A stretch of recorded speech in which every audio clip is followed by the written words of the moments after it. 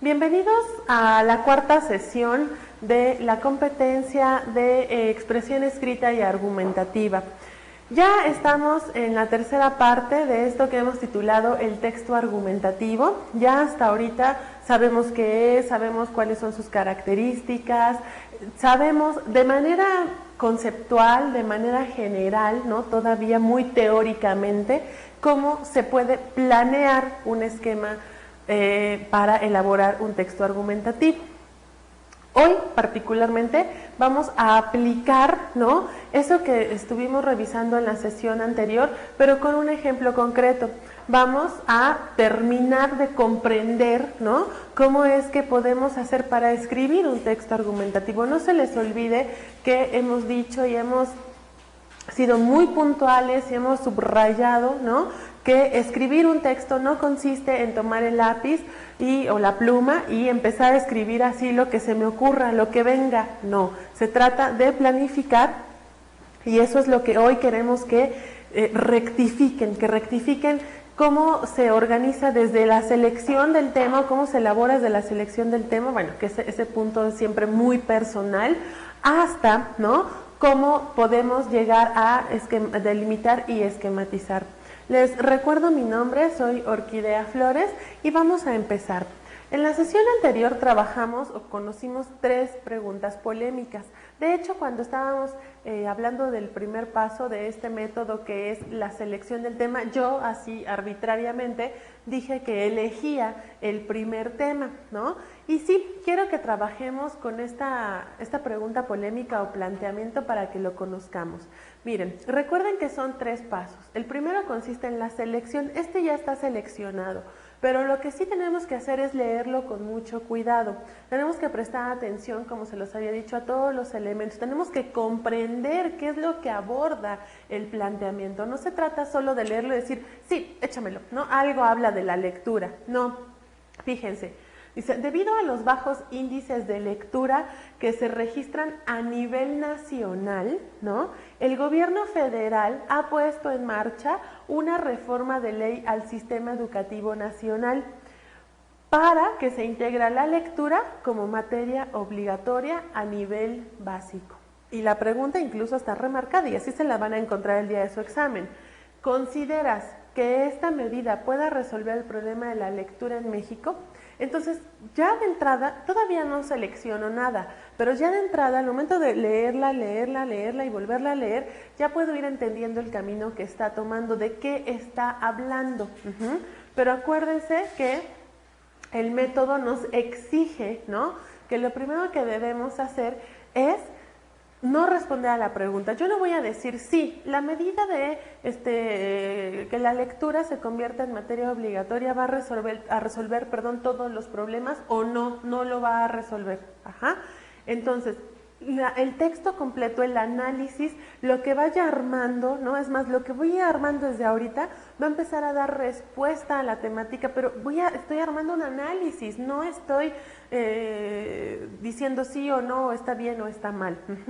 Lo primero, entonces, mi primer paso es identificar mis palabras clave. Entonces, las palabras clave, ¿no?, que me pueden ayudar, ahí salen, ¿no?, de qué se habla, dónde se habla, ¿no?, se habla de alguien, cuál es la temática y subtemas que pueden estar relacionados. Entonces, fíjense, bajos índices de lectura.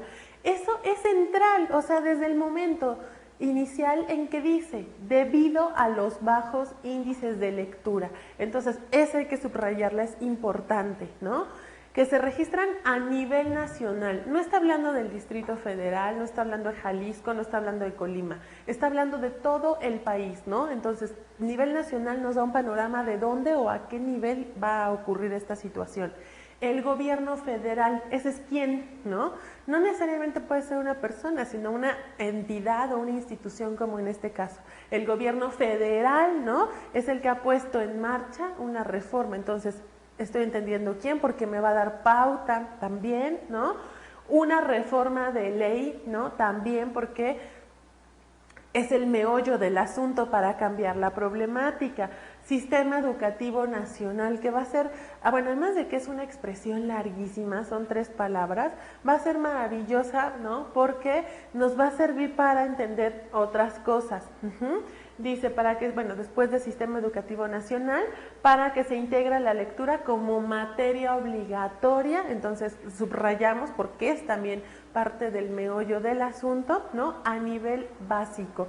No se trata de preparatoria, no se trata de licenciatura, se trata del nivel básico, entonces es clave. Finalmente viene la pregunta. Aquí cabe hacer mención de que no todas las preguntas nos sirven como guía, hay algunas que nada más nos preguntan que si estamos a favor o en contra, estamos de acuerdo, en desacuerdo.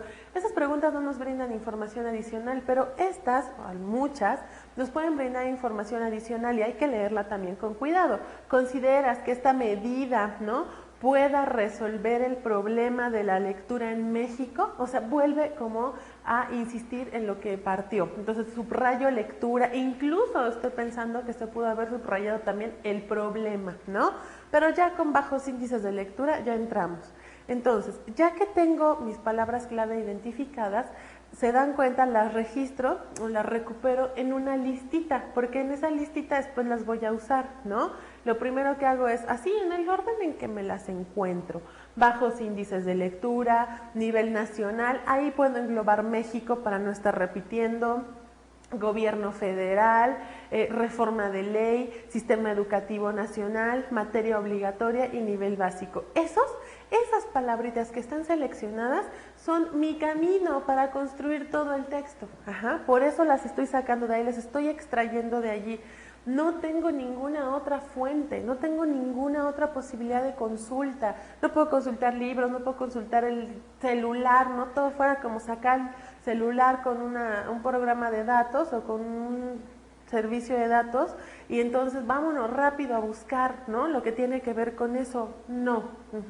Entonces, como no tengo ningún recurso más que yo y mis manos y mi cerebro, ahí está, con esas palabras clave voy a empezar. Las voy a definir, ¿no? En primer lugar, tengo que entender yo, orquídea, ¿no?, ¿qué entiendo por bajos índices de lectura? No las conjunto, por eso las dividí. Bajos índices de lectura para mí son que en México, o vaya, en nuestro país se entiende, se leen 3 libros al año, ¿no? ¿Se acuerdan que yo les dije? Cada vez que yo haga una definición, si quiero sacarme más información de mi cabeza, puedo hacerme preguntas, ¿no? Si mi primera definición es que los bajos índices de lectura, son 3 libros al año por persona, ¿no? Yo me puedo preguntar, ¿por qué? ¿Por qué la gente lee tan poquitos libros al año? Viene la respuesta, ¿no? Porque la lectura no es importante en nuestro país. ¿Por qué no es importante? O sea, naturalmente lo estamos viendo. ¿Por qué no es importante? Porque las personas no tienen tiempo, no tienen interés, no tienen dinero, pero sobre todo, ¿por qué no tienen el hábito de leer? ¿Por qué? ¿No? Porque nuevamente, o sea, estoy rascando. Si yo tengo un enunciado, tengo una premisa, mi premisa en este caso es, se leen 3 libros al año. Entonces, a partir de ella me hago preguntas, me cuestiono, ¿por qué? ¿Por qué? ¿Por qué? Ese ir hurgando me va metiendo en profundidad.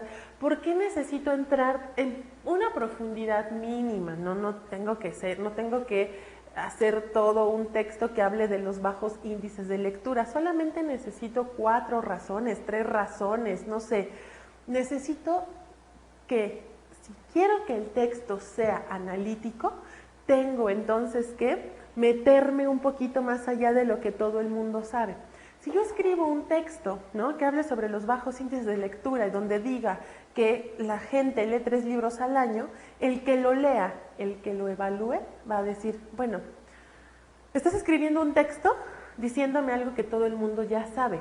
Entonces, ¿para qué lo repites? ¿Para qué lo reproduces? Lo que quiero ver es tú, cómo a partir de algo que todo el mundo ya sabe, empiezas a profundizar, a hacer el análisis. Por eso me pregunto, ¿por qué? ¿Por qué? ¿Por qué? En algún momento tengo que parar los porqués, o sea, no voy a seguir eternamente, ¿no? Véanlo acá. Digo, ¿por qué las personas... ¿por qué en México la lectura no interesa? Porque a las personas no les interesa, porque no hay dinero, porque no tienen tiempo... ¿Por qué no tienen el hábito? Me vuelvo a preguntar, ¿por qué no tienen el hábito? Ah, pues porque no se los inculcaron sus padres, porque no se los inculcó la escuela. ¿Por qué? ¿No? ¿Por qué? Ah, porque siempre se les inculcó que hay cosas más importantes que hacer, como trabajar para sobrevivir y que incluso, ¿no? Hay que ser productivo, hay que ganar dinero y que la lectura entonces en ese contexto no entra, ¿no? O sea, no sirve, ¿no? Si yo tengo que trabajar y ganar dinero y eso es lo que me enseñaron, pues leer como que no funciona, porque muchas actividades económicas que no requieren lectura. Fíjense, la suspendí en 5 puntos, ¿no? 6 puntos. O sea, ahí no me seguí. ¿Por qué? ¿Y por qué? ¿Y por qué? Porque todavía voy a definir otras palabras. Pero ya con esa primera ya voy entendiendo eso de bajo índice de lectura, para que no quede como en abstracto, no quede flotando. Siguiente definición, gobierno federal. ¿Qué voy a entender por gobierno federal? Acuérdense que estas definiciones que estoy elaborando siempre deben desprenderse o derivar de lo que está planteado en la pregunta polémica.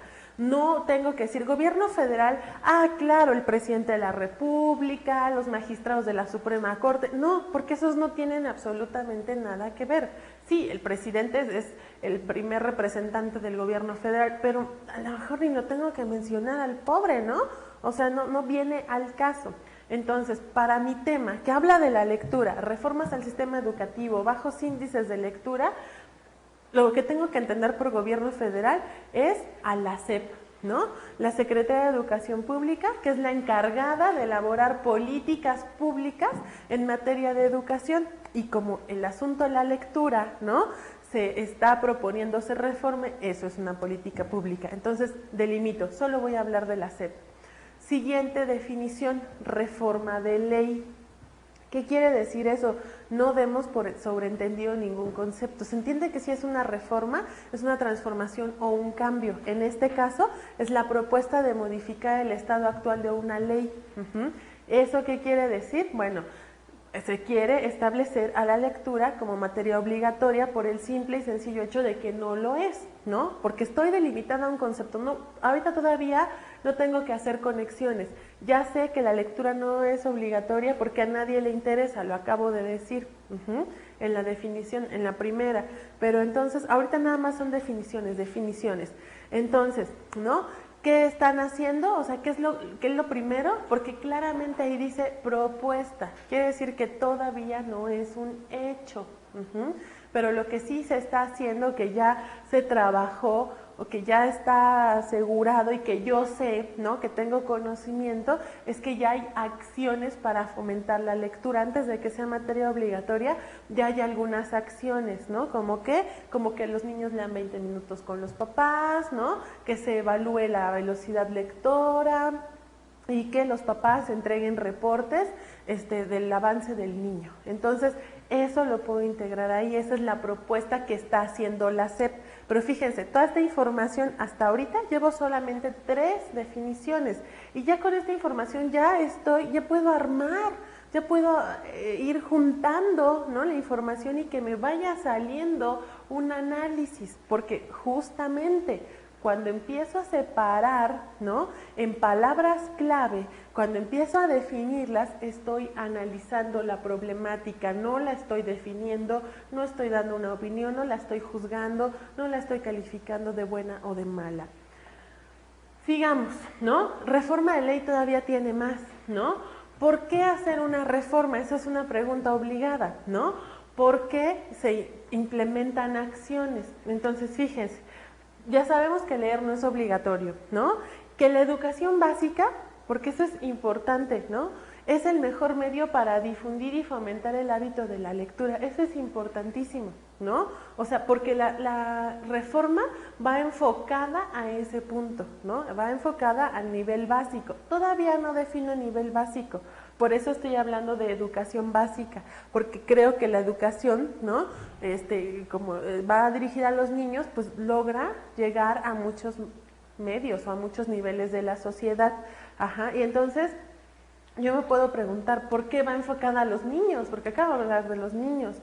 Bueno, porque los niños como no cuentan con espacios en la escuela, ¿no? Necesitan abrirse espacios para que lean de manera formal. Sí, sí es cierto que en la escuela los niños los ponen a leer, sí, los enseñan a leer, tienen que hacer copias, pero no hay un espacio formal o obligatorio donde se haga una conciencia o se fomente el hábito del que estamos hablando, ¿no? El hábito de la lectura. Vamos a definir sistema educativo nacional porque si bien les dije que es un término maravilloso que nos va a servir porque además de que son 3 palabras y es extenso, ¿no? Debemos tener en cuenta qué estamos diciendo cuando hablamos de sistema educativo nacional. Como es un sistema, entonces yo entiendo que es algo muy complejo, ¿no? Que es una estructura, tiene como niveles, ¿no? Como una construcción. Es entonces una estructura que hace posible que la educación funcione, ¿no? Entonces, ese sistema debe ir desde el organismo público, que es la SEP, hasta los que entran en contacto con los niños, ¿no? Para educarlos, los profesores. Entonces, yo no sé cuántos niveles puede haber en medio, pero a mí me interesa el global o el general que hace las políticas y me interesa el particular, que es el que va a hacer llegar esas políticas a los niños. Luego, entonces, debo tomar en consideración que parte del sistema educativo nacional también son los programas de educación básica, que en este caso sabemos no incluyen a la lectura como materia obligatoria ni como una actividad formal, salvo en lo relacionado con el proceso de lectoescritura, ¿no? Enseñarles a leer a los niños, que hagan copias, ¿no? Que subrayen, se acabó, que identifiquen sujeto, predicado, se acabó. Eso es lo que yo sé. Luego, entonces, lo que hay que ver, ¿no? Es que, ay Dios mío, lo que hay que ver entonces es que las personas no tienen el hábito de la lectura porque el propio sistema educativo no lo fomentó.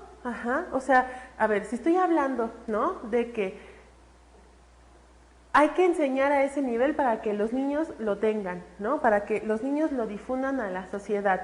Entonces yo lo que estoy tratando de entender es que los profesores que alguna vez también fueron niños, ¿no? No tienen el hábito. Y si no tienen el hábito, tampoco tienen la sensibilización hacia la lectura. Si no la tienen, no la van a lograr transmitir a los niños. Y dijimos que los profesores son una parte bien importante de este sistema.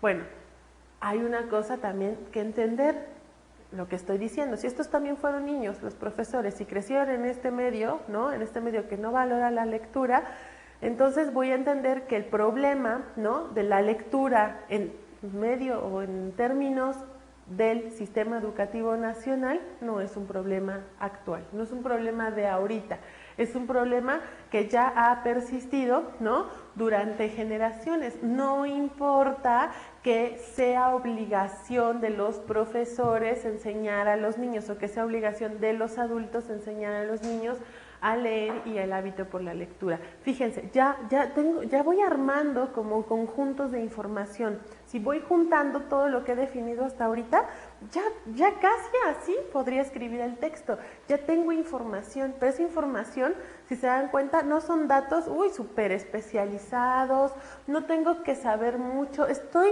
recuperando 2 o 3 datos, todo lo demás es casi en base al sentido común, pero es un sentido común organizado. Y se vale. El texto argumentativo se puede hacer con la información de sentido común que se combine con información, datos precisos, pero que estén bien ordenaditos, que tengan un lugar, no que estén así como Dios dio a entender. Entonces, nos faltan 2. Materia obligatoria. Tenemos que definir eso. ¿Qué entiendo yo por materia obligatoria? Para mí es que esté integrada al programa de estudios, que se evalúe y que se imparta con cierta regularidad. Por eso es obligatoria.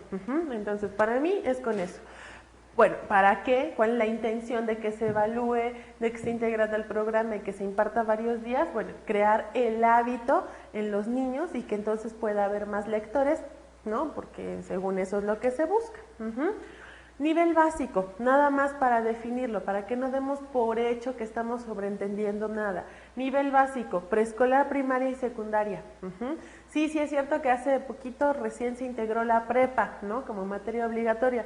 No nos vamos a meter en broncas, vamos a utilizar la información de la vieja escuela, ¿no? No vamos a utilizar nueva. Entonces, preescolar, primaria y secundaria. Ajá.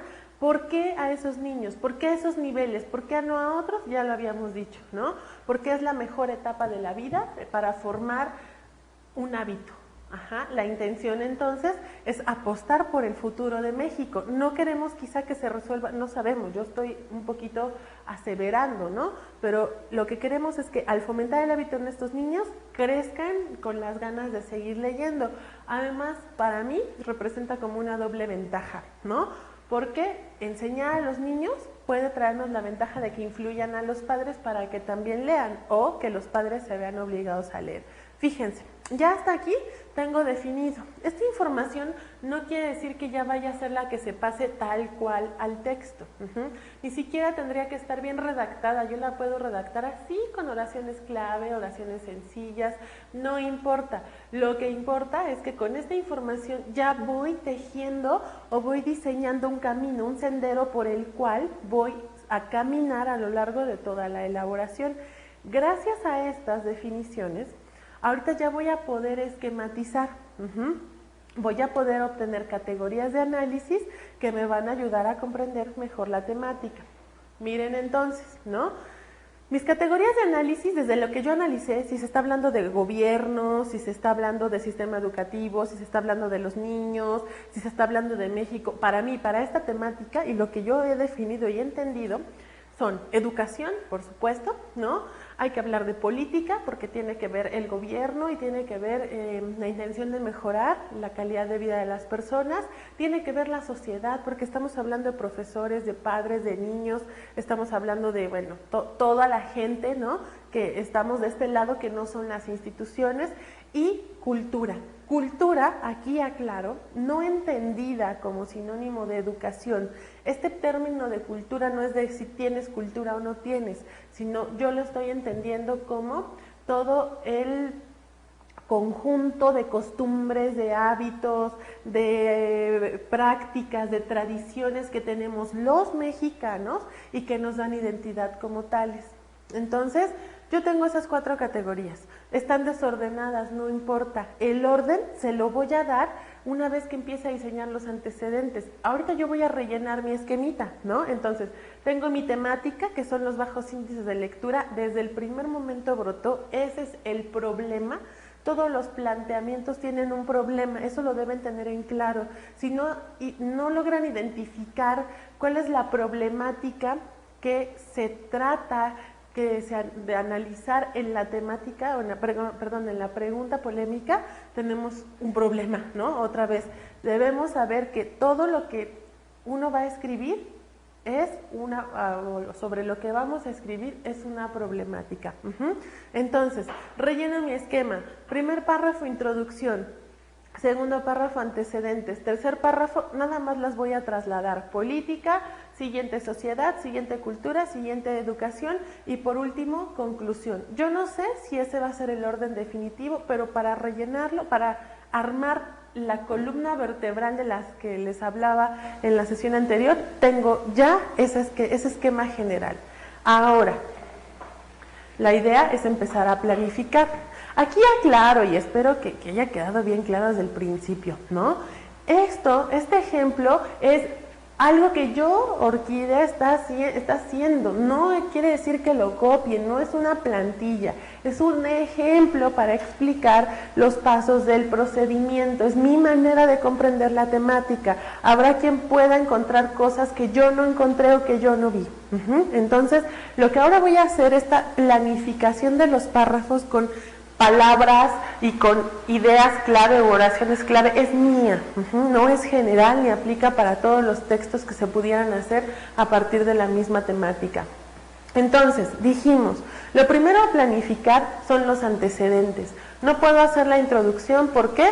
Porque todavía no sé qué análisis voy a hacer, o sea, todavía no tengo nada, tengo definiciones, pero esas definiciones nada más me han servido para delimitarme, para no perderme o no salirme del tema.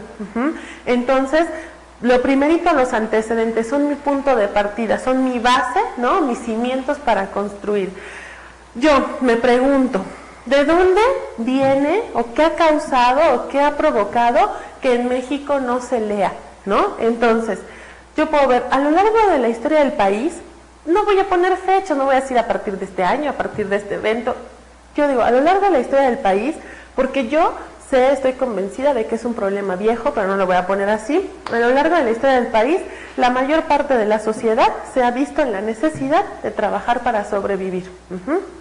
La gente, yo sé, tiene que trabajar muchísimo, muchas horas, ¿no? Ahí se pone también jornadas bueno, luego lo veremos, jornadas muy largas de trabajo, ¿no? Y entonces no hay tiempo, ¿no? No hay tiempo para la lectura. La educación se limitó a las clases privilegiadas en el pasado. Las clases o las personas de las clases que tenían más dinero eran las únicas que podían estudiar, el resto, que era la mayoría, tenían que trabajar. Entonces, sé que de todos modos, con todo y educación privilegiada o no todo el mundo sabía leer. Eso ha sido una constante también. Muy pocas personas han sabido leer.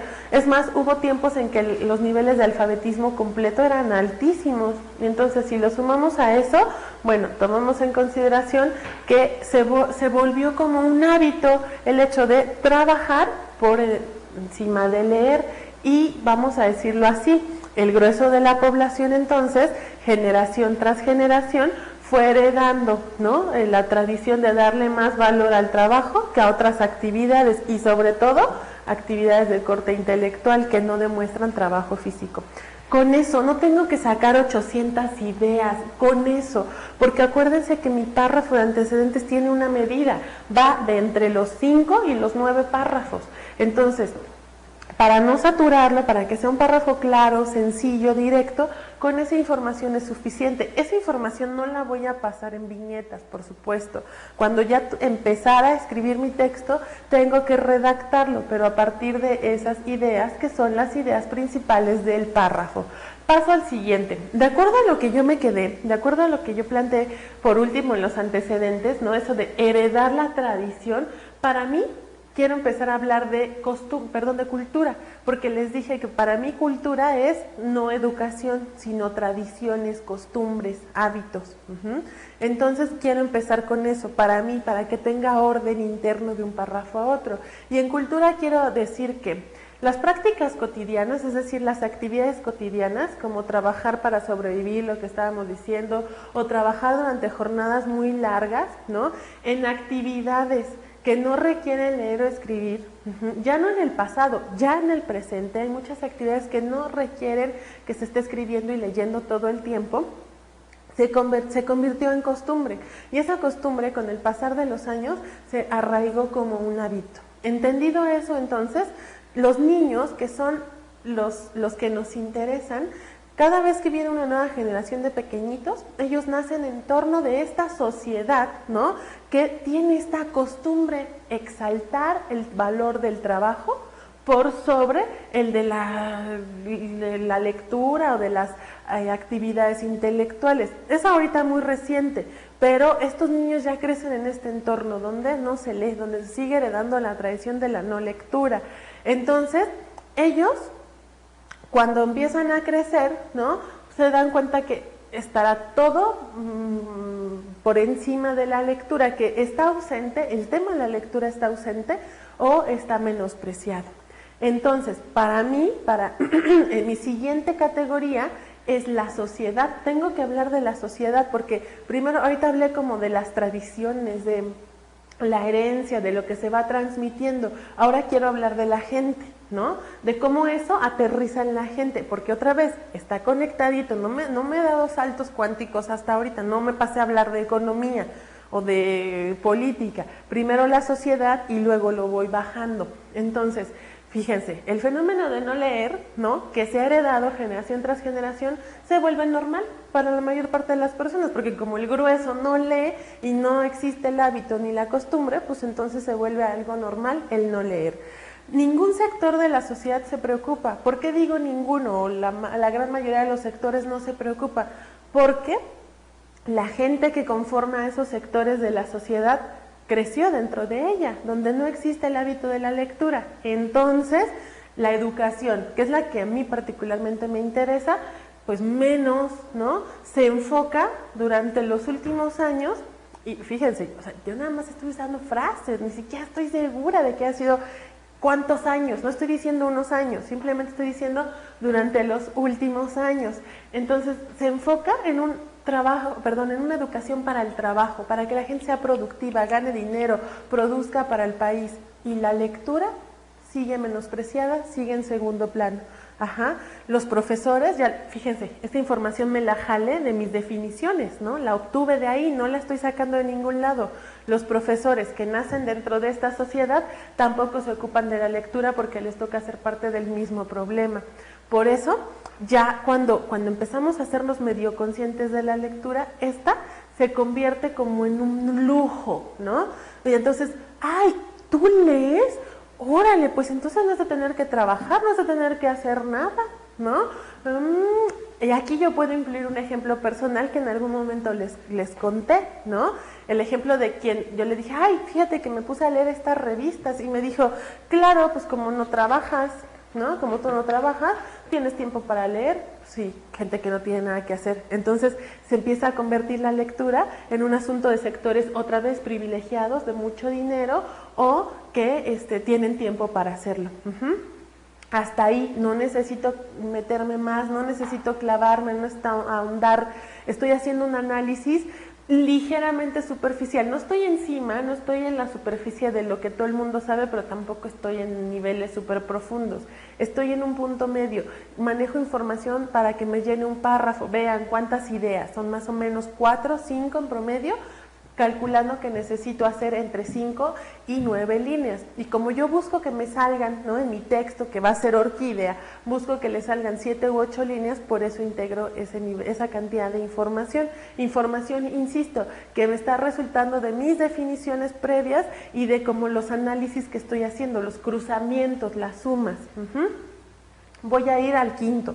Ya el quinto párrafo, ¿no? Política. Voy a hablar de política porque la política es como el quehacer para lograr la calidad de vida de las personas. Entonces quiero hablar de eso ahora. No se limita a funcionarios, al presidente, a los diputados, la corrupción, no.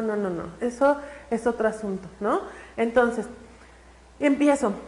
Cuando el mundo se globaliza, porque tengo que entender también cuándo empezó la preocupación por la lectura y la puedo integrar en ese párrafo. Cuando el mundo se globaliza, ¿no? Todos los países se empiezan a interesar porque todas las personas tengamos las mismas oportunidades o la misma calidad de vida, las mismas condiciones de vida. Entonces, los organismos internacionales primero, no sé cuáles ni voy a poner, quizá ponga alguno, comienzan a preocuparse por los países en vías de desarrollo como es el nuestro. No es un país de primer mundo, no es un país industrializado, y se preocupan por nosotros porque tenemos peores condiciones de vida y entonces hacen estudios, ¿no? La UNESCO menciona un organismo internacional, un organismo a nivel mundial que hace un estudio, ¿no? ¿Cuánto se lee en México? Yo no voy a hablar de los estudios que tienen que ver con la salud o con la corrupción o con la seguridad, porque mi tema es la lectura y ahí tengo que apegarme, tengo solamente que hablar de eso. Entonces la UNESCO hace un estudio y México resulta ser el país 107, ¿no? De una lista de 108 países con bajos índices de lectura. Ya está. La SEP, debido a ello, ¿no? Instaura algunas acciones para enfrentar la problemática. De ahí se acabó. Me voy con el último, que está derivado, está conectado. Educación.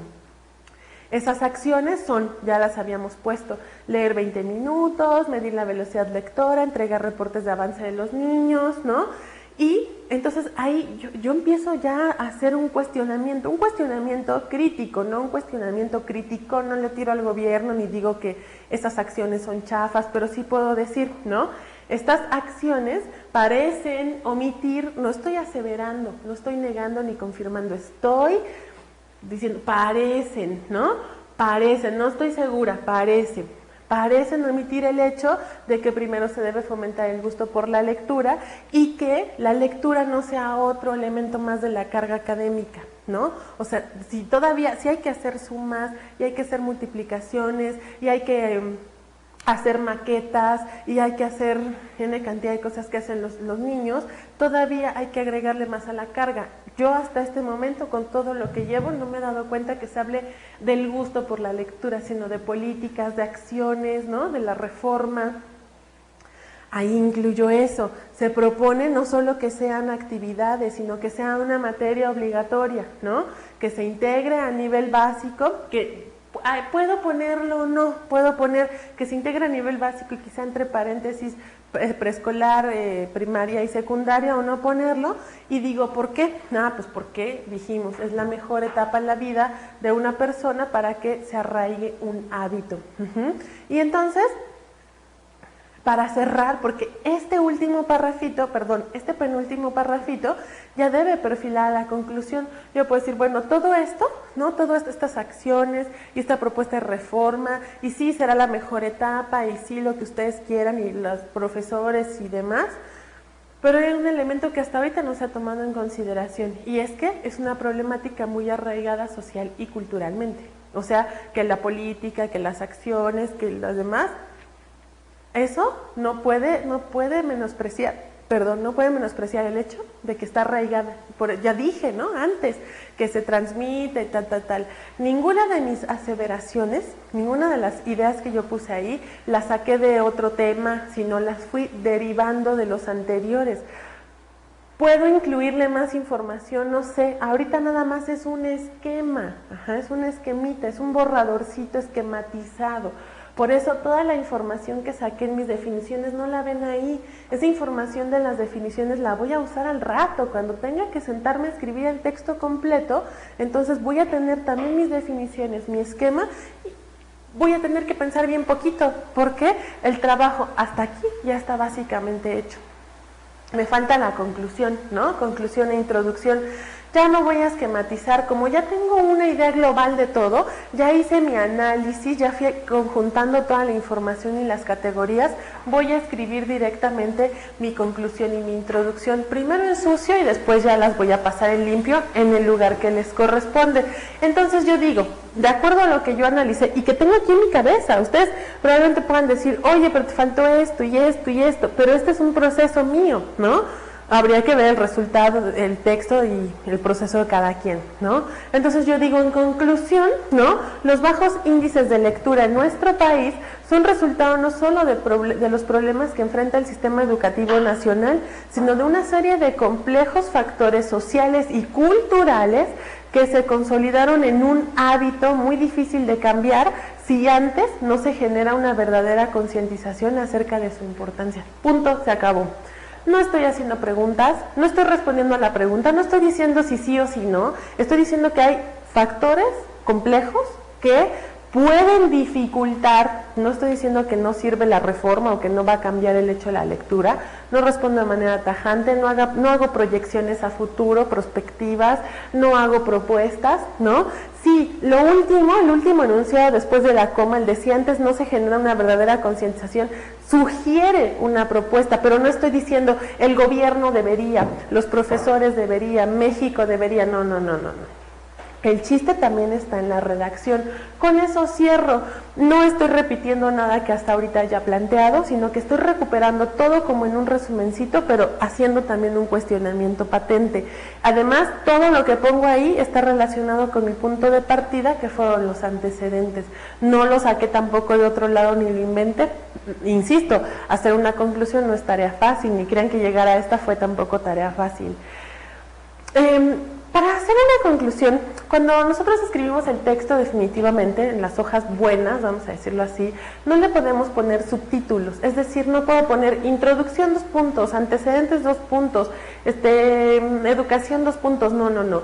Se escribe un cuerpo completo del texto, párrafo tras párrafo, sin subtítulos ni nada.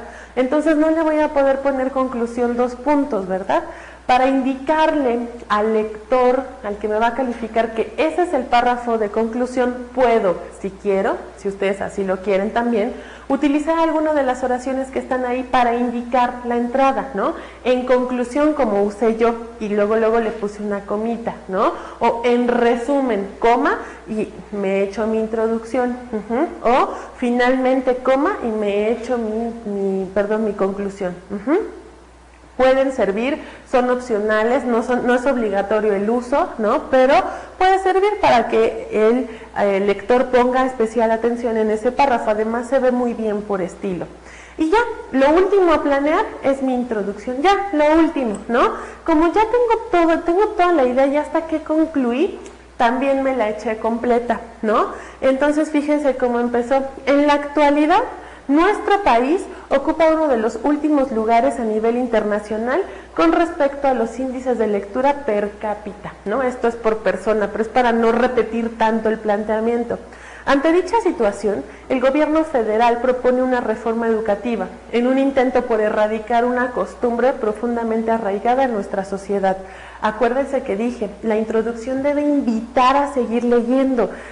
Ya sé, ¿no? O sea, desde el principio el lector sabe que estoy hablando de ese tema, pero cuando hago este juego de palabras de una costumbre profundamente arraigada en nuestra sociedad, además de que estoy exponiendo mi postura, bueno, la expongo en todo el párrafo, desde que estoy exponiendo mi postura personal, también estoy dando pie a que el otro siga leyendo. Inmediatamente seguiría el asunto de entender desde cuándo viene el problema, porque serían los antecedentes, el párrafo siguiente. Entonces estoy haciendo una presentación, estoy respondiendo algunas de las preguntas que se sugirieron para elaborar el texto, estoy diciendo cuándo, estoy diciendo dónde, nuestro país, en la actualidad, estoy diciendo qué, ¿no? Estoy diciendo el problema que ocupamos o que tenemos bajos índices de lectura, ¿no?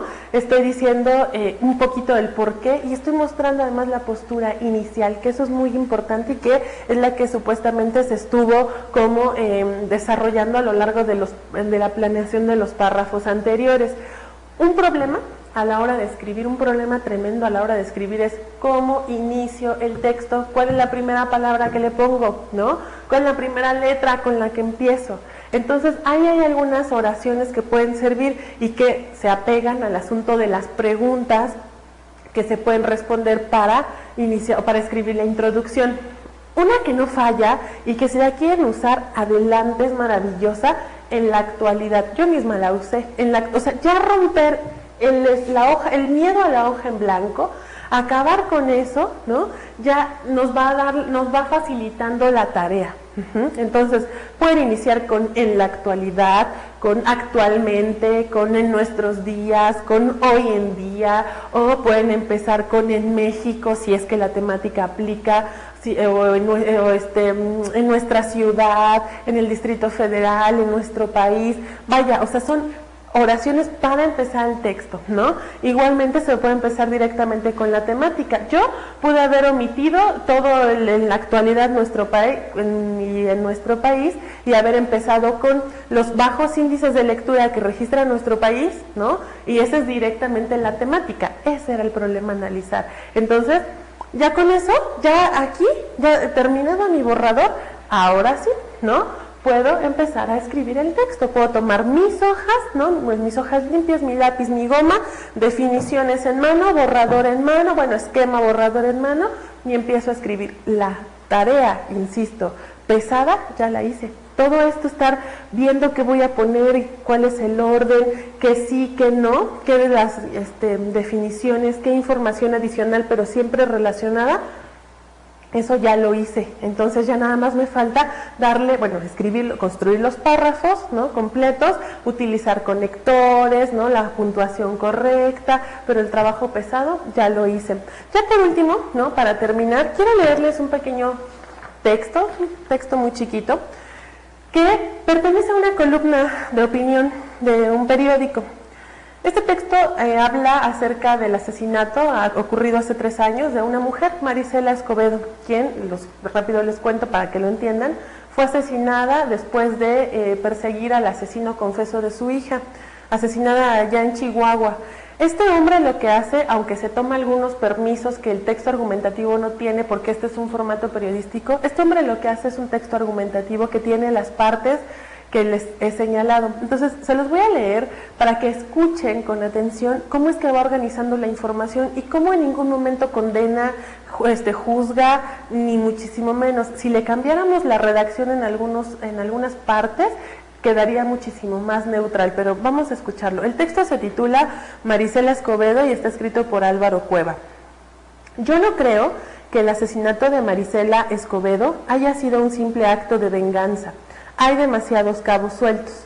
Para empezar, México comenzaba a sentir algo parecido a la esperanza después de la detención de Jacobo Tagle, el secuestrador y homicida de Hugo Alberto Wallace, una de las historias de terror más vergonzosas de los últimos años.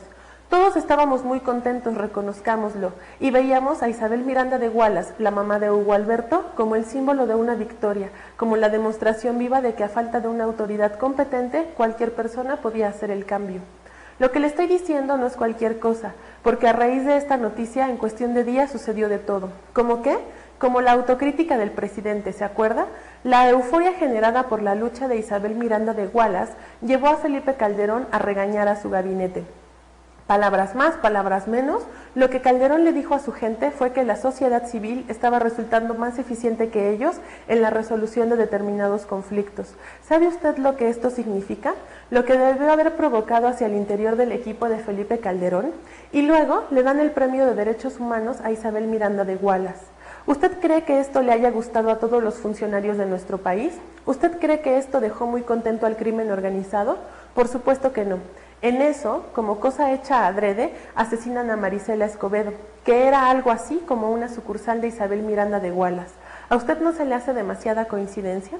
México apenas estaba comenzando a pensar que valía la pena exigir justicia cuando nos matan de la manera más brutal a una madre de familia, cuyo único pecado era haber luchado por condenar al asesino confeso de su hija. México apenas estaba descubriendo que protestar contra la delincuencia podía funcionar cuando le dan un balazo en la cabeza a una pobre mujer por atreverse a protestar para que se le hiciera justicia a su hija muerta. Esa escena amplificada hasta el cansancio de ese ser humano corriendo por su vida y cayendo al suelo de un plomazo pesa más que cualquier narcomanta que cualquier medio se haya negado a difundir. Es monstruosa, es una advertencia, mira lo que te va a pasar, pueblo de México, si te sigues atreviendo a creer que vas a poder salir de esto. Mira lo que te vamos a hacer si sigues exigiendo justicia. ¿Que nadie se preguntó eso antes de difundir ese video? Lo que nuestros niños, usted y yo hemos visto a todas horas no ha sido una película de Hollywood, no han sido efectos especiales, ha sido la imagen de una persona de carne y hueso perdiendo la vida. ¿A usted no le llamó la atención estar ahí frente al monitor mirando una muerte de verdad? ¿Usted no se puso a pensar ni por un momento en lo que estaba pasando a nivel mediático y social? ¿Hasta ese grado hemos perdido la capacidad de asombro? ¿Ahora nos vamos a divertir mirando asesinatos? Todos hemos condenado la muerte de Marisela Escobedo, pero ¿cuántos han condenado la transmisión de ese video? No se necesita ser muy astuto para detectar que en algunas partes hicieron show con él, sin pensar ni en la intimidad de esa señora ni en el impacto emocional de esas escenas en el pueblo de México. Todo ahí era espantoso: la vulnerabilidad del espacio público, la indiferencia de los transeúntes, la ausencia de autoridad, el hecho de que ningún vehículo haya hecho algo para detener a los delincuentes. Es horrible lo que pasó ahí, pero no es menos horrible lo que pasa cada vez que esas imágenes nos machacan el sistema nervioso, asustándonos, reclamándonos por haber sentido algo parecido a la esperanza, por haber creído, por haber pensado que esto se podía solucionar. Hoy estamos más solos que antes, más indefensos que nunca. Hoy le aplicaron la ley fuga a nuestras ilusiones. Tenga miedo, asesinaron a una persona como usted o como yo, la mataron por exigir justicia y los medios nos reeducaron mostrándonos una y otra vez el instante de su muerte para que a la próxima nos quedemos callados. Fíjense este texto. Este texto entonces tiene una introducción cuando dice que hay cabos sueltos, tiene antecedentes cuando habla de Isabel Miranda de Wallace, desarrolla categorías. Este hombre es un crítico de televisión, entonces le interesa saber el uso que se dio al video que tomaron las cámaras de seguridad del Palacio Municipal de Chihuahua, ¿no? Quiso hacer el análisis de ese manejo social del video y finalmente concluye con un poco de lo que él asevera desde el principio, ¿no? Que, bueno, es probable que esto haya sido una especie de mensaje para que entendiéramos que no podemos tomar la justicia en nuestras manos o que no podemos cuestionar el quehacer de las autoridades. Pero en ningún momento lo dice. Él utiliza sus categorías de manera neutral, de tal manera que nosotros solitos, el lector, tomemos la postura que nosotros queramos. Espero entonces, ¿no?, que con esto que hemos trabajado, este ejemplo, ¿no?, que les traje aquí de Marisela Escobedo, el ejemplo de mi elección de pregunta polémica, puedan, ¿no?, ustedes comprender mejor el procedimiento y llevarlo a la práctica para tener un buen resultado el día de su examen. Muchas gracias. ¿No me pasé? Ay, yo pensaba que me pasaba. Está bueno el texto.